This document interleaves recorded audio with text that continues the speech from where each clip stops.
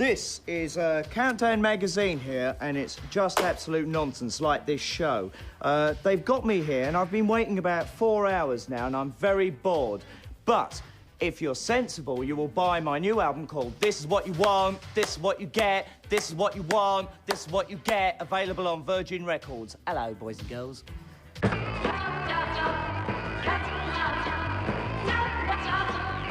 Welcome to Classic Countdown, 1984. It was 1984, and it felt like the future had arrived. A revolutionary new machine called the Apple Macintosh. It has this little thing called a mouse here. But despite George Orwell's famous novel, Big Brother wasn't exactly watching yet. Or was he? So we've got Bob and Irene Hill's address and everything. I hope they don't mind us seeing that. I hope not. In 1984, the first gold dollar coins were rolled out. And in the world of entertainment, there was much to spend them on.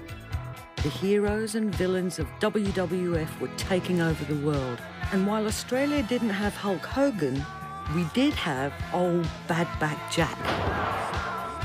There were also plenty of bad guys to boo on the big screen that year. Arnie introduced us to the Terminator. Freddy Krueger introduced us to our nightmares. And if there was something strange in your neighborhood, we knew who to call. The hardest part of it was getting the word Ghostbusters in a song. You know, it's like Ghostbusters, real hard word to sing. Exactly. I mean, it's not exactly the easiest sort of word to put down and make it rhyme. Yeah, so I came up with the idea of who you gonna call when Ghostbusters is the attitude. All right, Australia, I have arrived! In '84, Twisted Sister told us they weren't going to take it, and we followed suit. We had spiky hairdos and defiant attitudes. I'll tell you something disturbing. Some extroverted,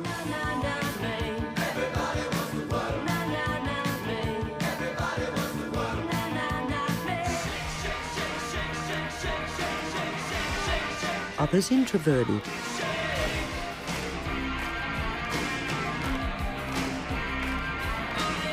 Either was fine. We did what we wanted and wore sunglasses whenever we wanted.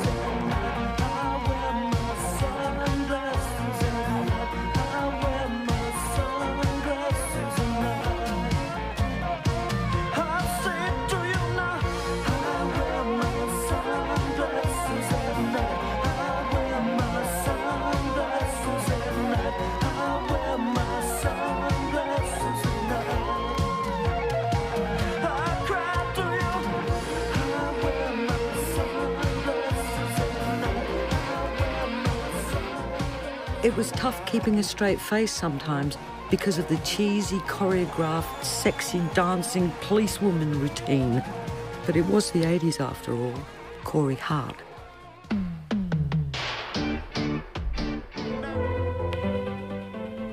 Here comes the rain. Again. My God, it's the lounge. Ever since Little Richard applied eyeliner, pop stars had experimented with androgyny. In the early 80s, Annie Lennox and Grace Jones discarded traditional feminine fashion. By 1984, more musicians were challenging conventions.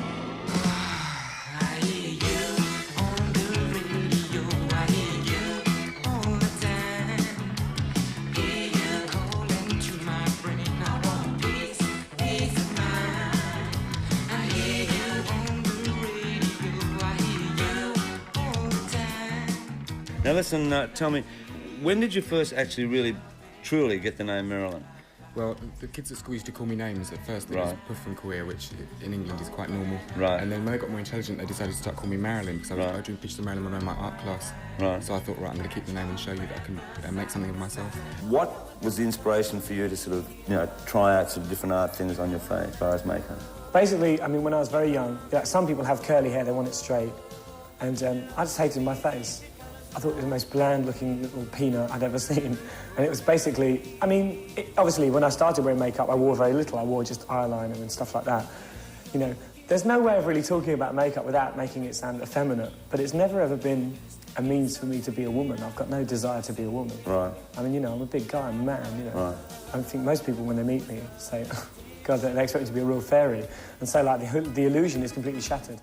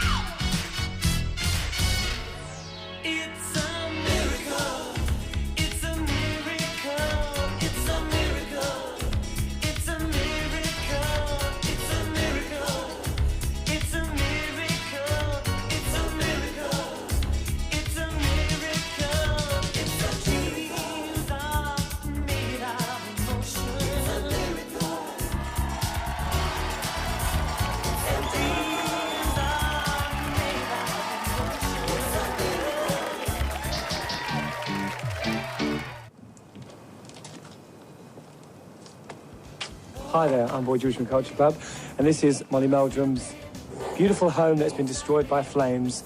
Isn't it quaint? He deserves it, actually. Did it for the air.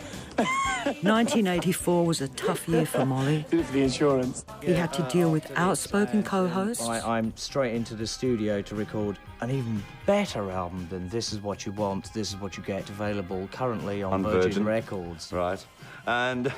which this show refused to play. No, we didn't. Yes, you did. Oh, we did? Oh, talk to the director. Well, I'll have to have a talk to you later. Did we do that, Gavin? And oversharing ones. What a performance. I've had some really heavy sex since I've come to Australia. I said I had some really heavy sex. It must have been a blessed relief when Rocksteady crew threw away the mics and let their bodies do the talking.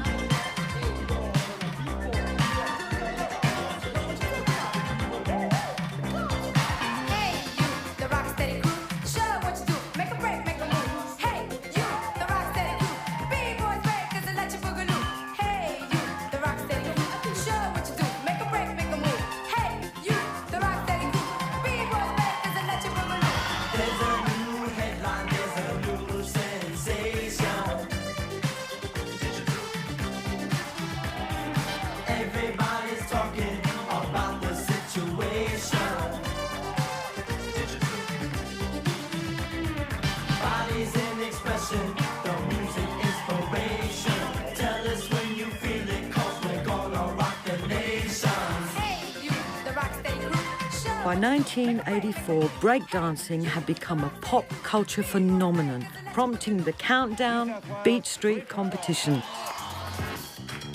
It featured participants from all over Australia.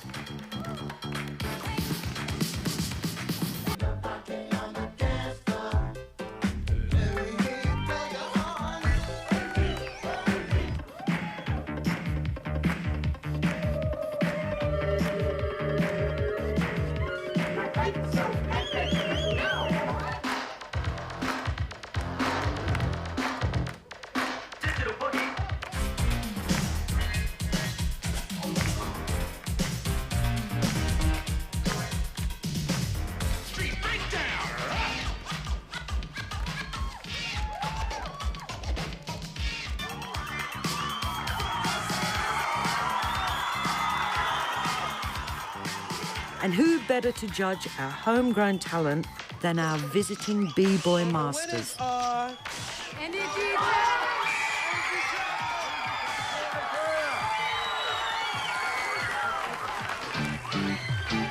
With famine in Ethiopia, recession in the UK, and continuing IRA unrest, many bands in 1984 felt compelled to comment.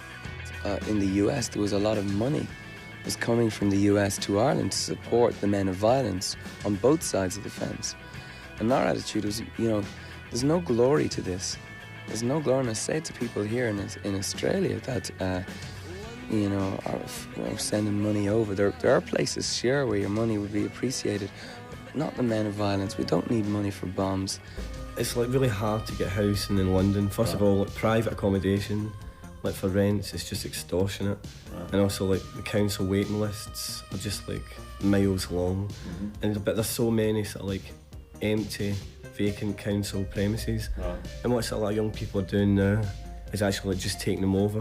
But most of the councils have got really reactionary attitudes towards that.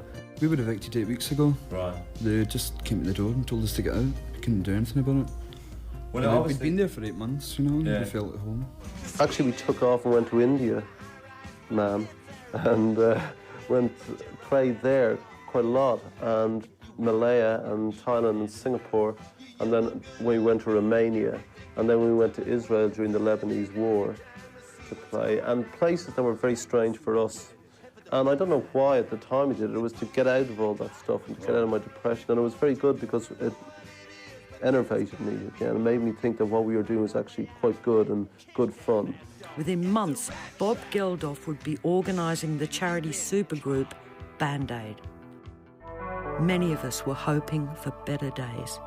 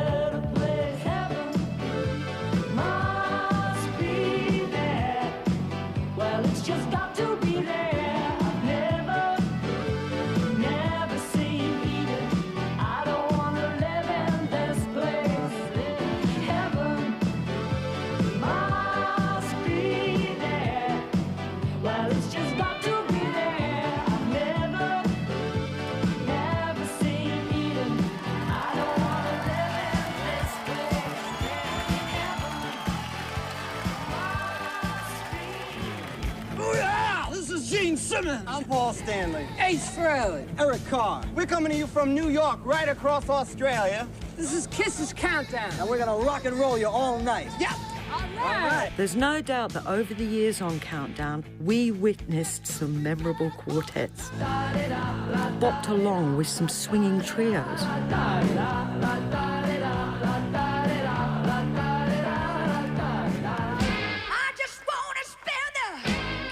And enjoyed the harmonies of some great double acts.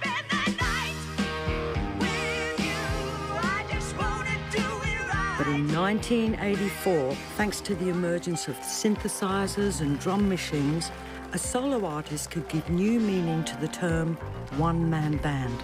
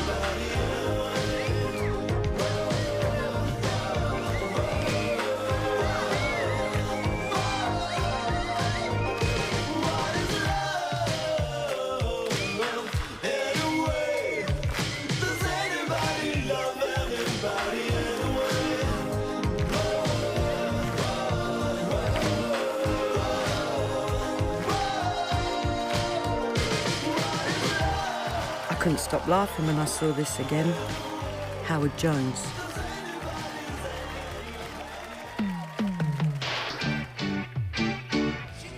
All right, hi Australia, you crazy bunch of so-and-sos. You know who I am. I'm Billy Idol. Ready? All right, hi. I'm Billy Idol, and that's right, you can catch anything from me. So, Catch My Fall, my new single. All right, I'm Billy Idol, and 5, 4, 3, 2, 1. This is Countdown's 10th anniversary for rock and roll. Molly Meldrum, okay. Right, one more. What set you free? I need you here by me. In the midnight hour, she cried more. With a rebel yell, she cried more. Pop music in the mid-80s was as healthy as ever.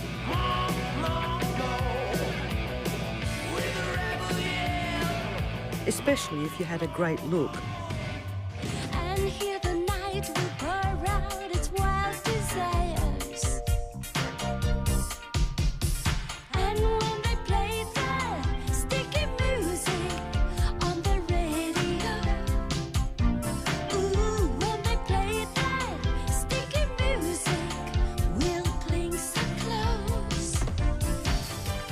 big hair, big suits, and the name of a big movie star was as good a pop gimmick as any.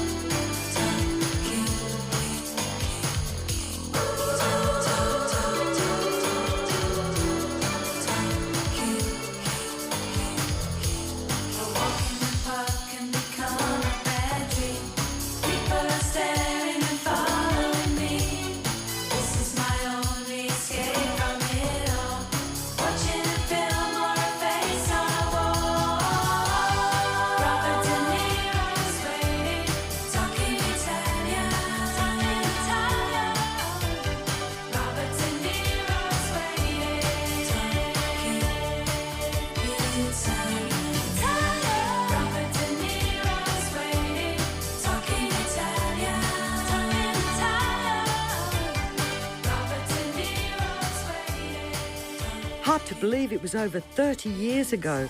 Obviously, we still look exactly the same now, just with a little less backcombing than in this clip. Sarah Dallin and Karen Woodward, Bananarama.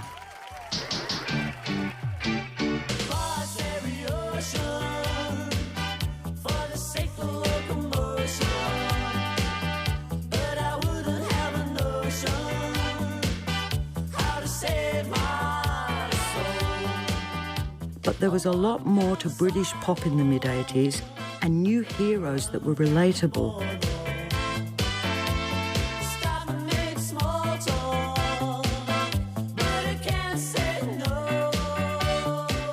We literally came out of the audience. We were very, very interested in fashion, and we had a few what we thought were revolutionary ideas as far as music business was concerned.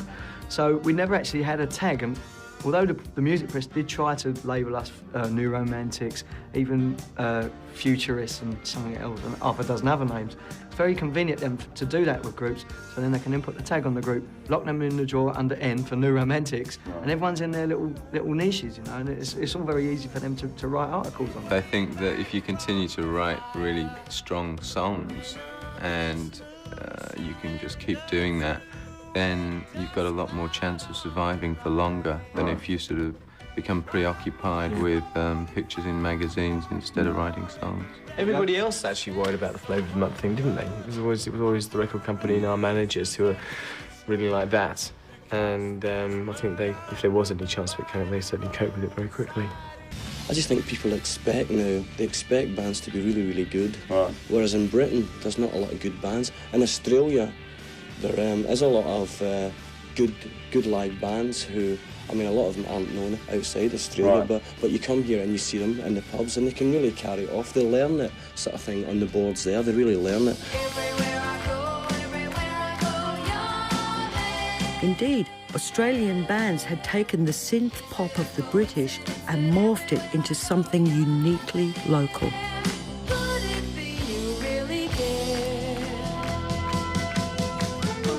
I got your eye in my direction. You seem to smile and then you walk away. I know we're running the same line. You know it's only a matter of time.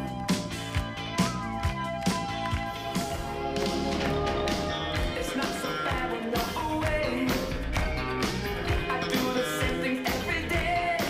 Even 70s rock singers like Stephen Cummings took it on board.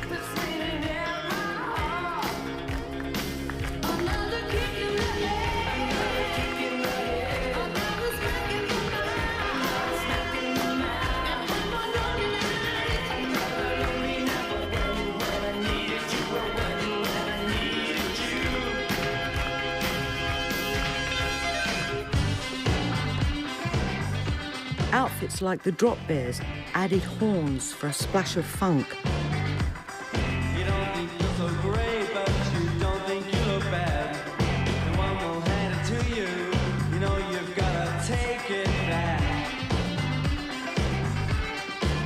You've got to stand up straight. Negotiate. Come on, girl. Be a proud woman.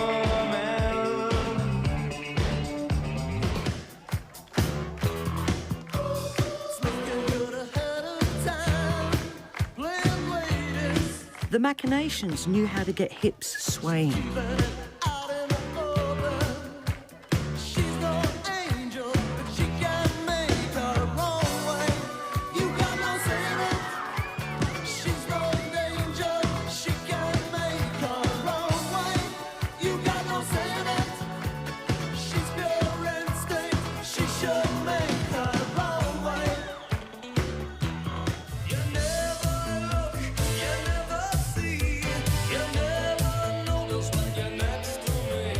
Pseudo Echo led the charge from the beginning.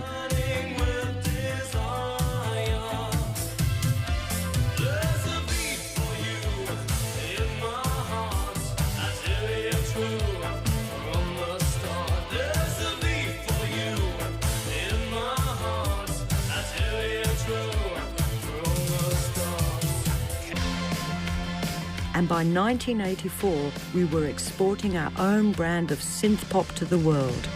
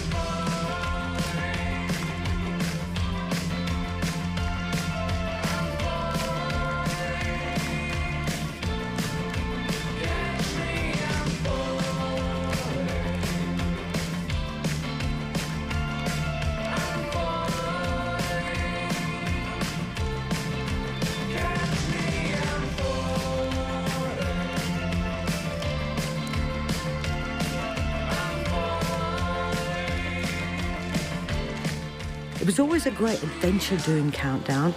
We got to meet lots of proper rock stars. And that's my best David Bowie impersonation. David Sterry, real life. Hi, this is John Bon Jovi of Bon Jovi, wishing Countdown a happy 10th anniversary and 10 more after that and 10 more after that. With the rise of MTV, pop stars were more than ever akin to movie stars, and the big personalities were best suited to the new age. More exciting. I need personally, and I like our audiences to come to see us and to sweat as much as I sweat on the stage, you know, or if I can get them to sweat half as much as I do, I know I've had a successful show. When the music goes boom, and, you know, and you make yourself do something that goes boom, 20,000 heads go. Right.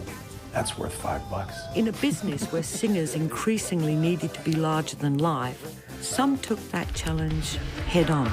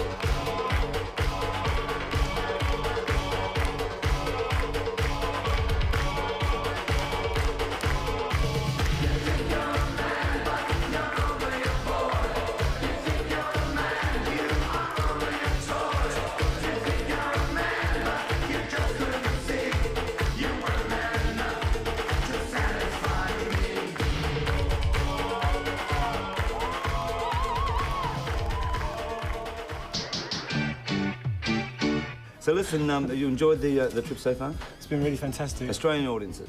Well, Melbourne is like, I mean, I'm shocked. I keep asking all the men if they're women. Why? Because it's like, it's one of the most trendy places I've been to in Australia so far. Right now, on the 10th anniversary, we had our honoured guest, the Prime Minister, Mr. Bob Hawke, and he launched with myself the International Youth Year, and we talked about a youth hotline of which you can ring up your local radio station, and once the hotline starts working, you can ring in and sort of say what you want for 85, what you think is wrong with the country, what you think is wrong with Molly Meldrum, what you think is wrong with my hat, what you think is wrong with anything you like to make Australia a better place. And of course, your favourite and mine, and especially for 5 girls in Brisbane, who, would you believe, have asked me to take this petition across and present it to Duran Duran. It's 520 feet long, and it's got so many pleases it wouldn't matter, and it all says, please, can we please meet Duran Duran? Well, girls, I'll also be talking to Boy George and Marilyn, and they'll be furious when they see this. You haven't even said one please to meet them. So I'll take it across and see what happens. And my dog Ziggy here, she's got a hat for Elton, haven't you, love? And I'll be missing her terribly. Number one, do you like the Thompson Twins? Hold Me Now? Yeah, the song's good. Yeah? I like the song. So what I don't sort like of... it. Why not? I mean, you've hardly seen them. What do you think about radio? Do you think they could play more songs? I keep...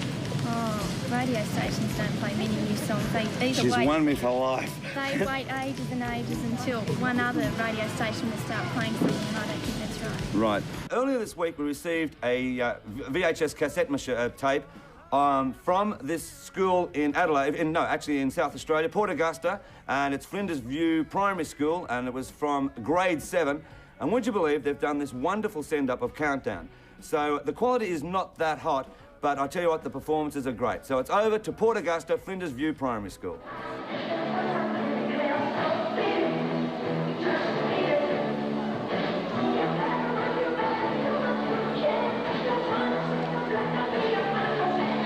Okay, well, here we are in Tower Records. How are you, Lionel? Jackson 5 14 Greatest Hits. It's, in fact, a picture disc, and there's the picture disc itself, and there's the Tamla Motown Michael Jackson glove. I don't know if it's going to be released in Australia, but I tell you what, it's certainly wins the Tacky Award of the Year. I'm sitting right here at the bar of Koala Blue, and Olivia, I'm looking after the shop, and the profits are going right up. And look what I've actually bought. I bought a St Kilda footy jumper. I bought a wonderful little apron, a Vegemite apron. Now listen, a couple of weeks ago, God, I get into trouble all the time. Had a go at Rod Stewart, only joking, everybody. You know, I sort of take it in the chin, he takes it in the chin. Actually, I've had a few slaps across the face from him as well. Rod is coming out in January, yes, I'll be at the concert, and it is a good concert, saw it in Washington, so don't get upset because we do have a go at each other. I mean, it's going to be wonderful. Wham will be out in January, and Rod will be out in January, and we'll all probably have a fist fight. We'd also strongly urge the government who take 32.5% sales tax for every overseas record to drop their sales tax in this case and give that to the Ethiopian Fund as well. So come on, Bob, you've been on the show. Try to do this, otherwise I want my hat back. All right, now listen. No, I'm joking, Bob, I shouldn't be saying that.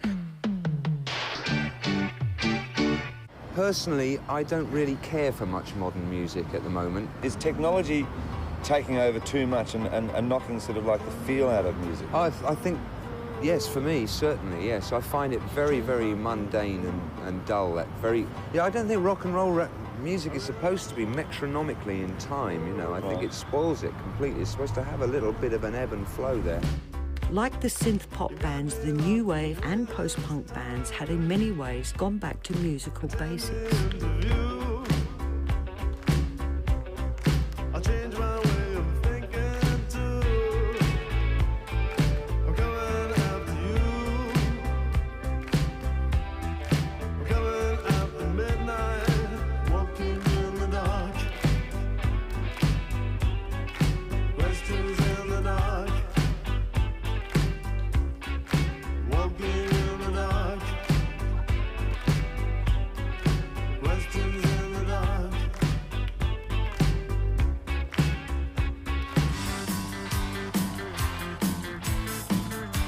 The instrumentation was more traditional, but the attitude was still there and the lyrics still full of new ideas. I know a place where we can go, and I can take you there if you got imagination.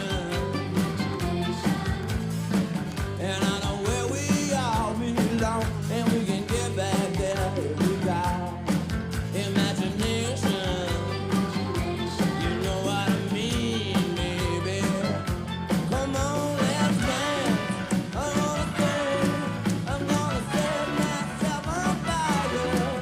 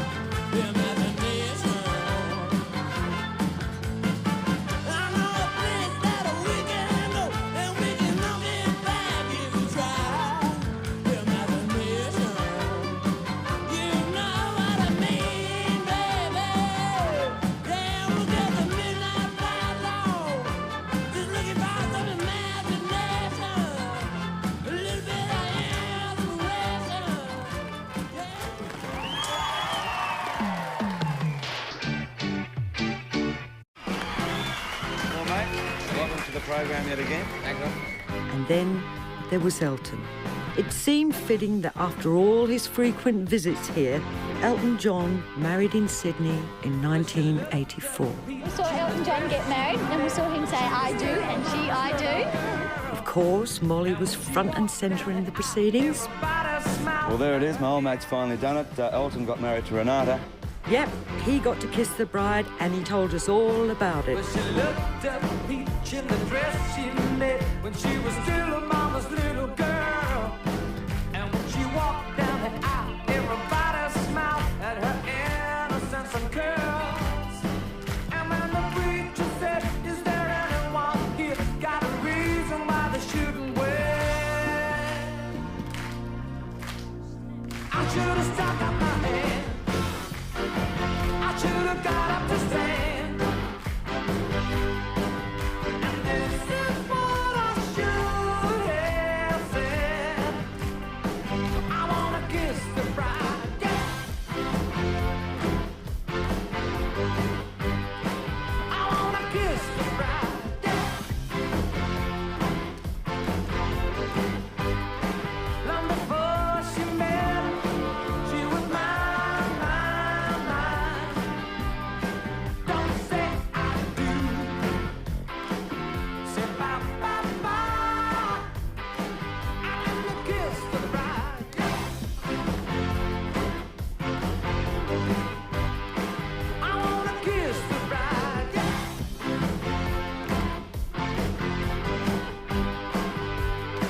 Underneath her veil, I could see a tear trickling down her pretty face. And when he slipped on the ring, I knew everything would never be the same again. But if the groom would have known, he'd have had a fit about his wife and the things we did.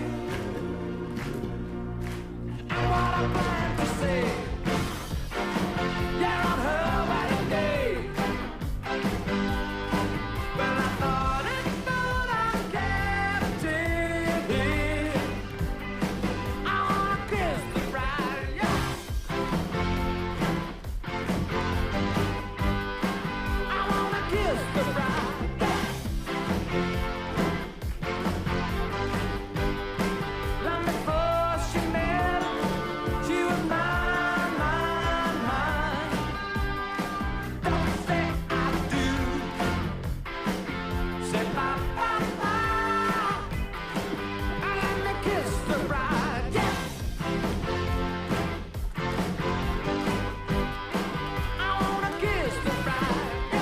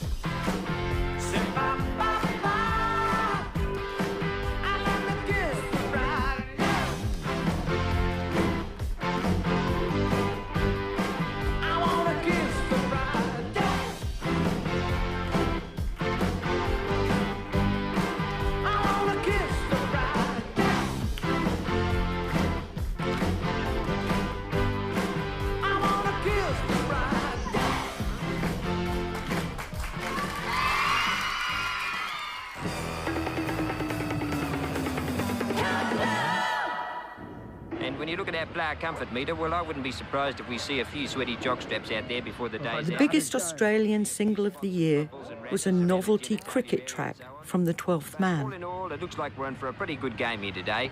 Now it's back to Richie in the central missionary position. In Excess also spent time at the top with Original Sin. You might know of. Some of the American women seem to be trying to do the same thing to you as well.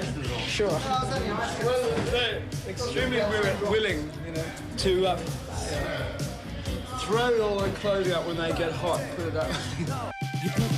After Thriller, 1984 will also be remembered for Wham's Wake Me Up Before You Go Go, and the release of Prince's Purple Rain blockbuster movie and soundtrack.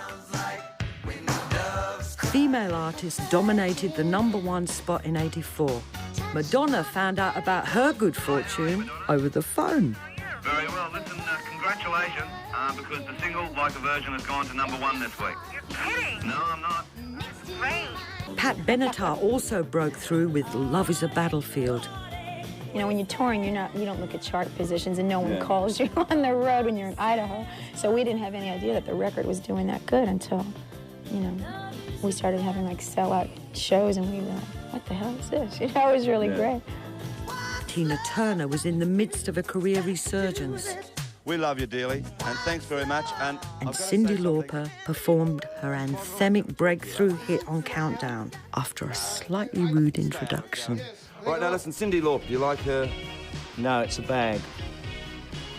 Right, well, I quite like Cyndi, actually. She wears a bag? No, yeah, sometimes she does. It is a bag. I hate it.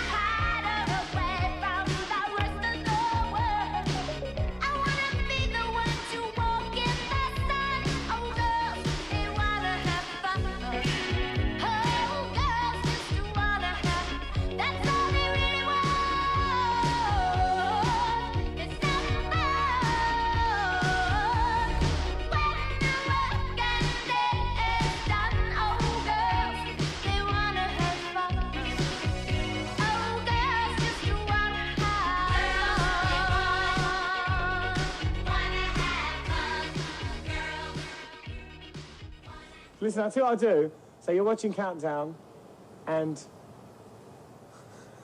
yeah, do that in the background. Just do one sort of like that. Hello, Australia, it's Milton. You're a real brick. What a creature. Marley is stupid. Marley is stupid. Thanks, Marilyn. Have you seen Culture Club's new album? Oh, it's Waking Up with a... With the house on fire, yes. Lovely, isn't it? That's the best thing. You haven't seen George around, have you? Burn it now. Oh, George, how are you? You'll be seeing all of us on Countdown next week for the 10th anniversary. Great album, Personally, mate. I think it's sacrilege. It's a hit. Great album. Visit the Classic Countdown website for more pictures, interviews, and behind-the-scenes information.